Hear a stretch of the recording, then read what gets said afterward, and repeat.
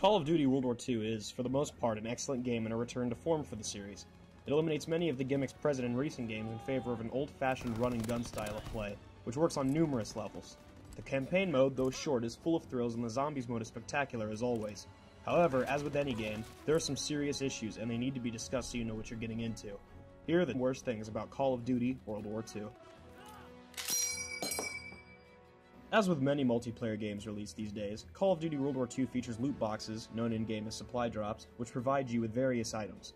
These can be acquired through normal gameplay, but you can speed up the process by purchasing credits with real money and acquiring supply crates by spending said credits.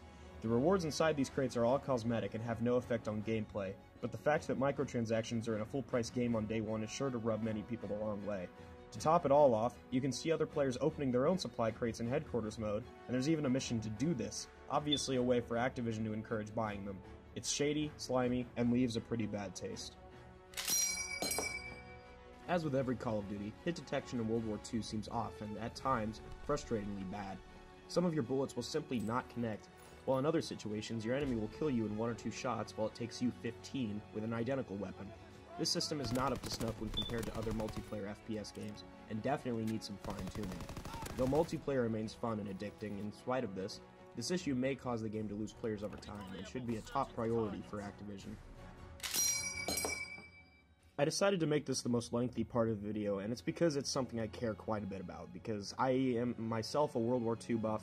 I enjoy history, learning about history quite a bit, so when I experienced this in the game, it was very jarring. It was more than a little off-putting.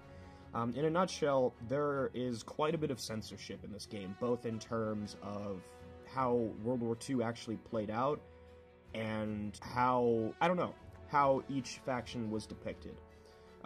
You can start at a basic level with this and say there are no swastikas in multiplayer, which is of course a historical inaccuracy. Swastikas in multiplayer have been replaced with the Iron Cross, which was the insignia of the Wehrmacht.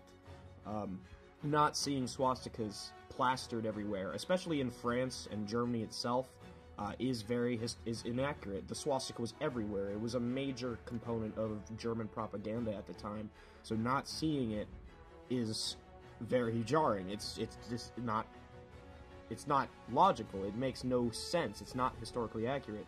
And then you introduce things like female soldiers on the front lines, which in of itself is ridiculous. It is so unfathomably historically inaccurate that it legitimately bothered me. I don't hate women. I don't even feel the need to say that I hate women. I feel like that's a given with any right-thinking human being. But women did not serve on the front lines of World War II on the American side, nor did they serve on the front lines on the German side. There were German civilians that were female that fought, but only out of desperation. You would not see uniformed women fighting for either faction. And then you have, in a similar vein to this, you have African Americans on the front lines, which happened. Don't get me wrong, that happened. But African Americans served in their own battalions in the U.S. Army, and the Germans almost never used African Americans save for the African theater. So in a nutshell, the many historical inaccuracies present in this game are very, very jarring.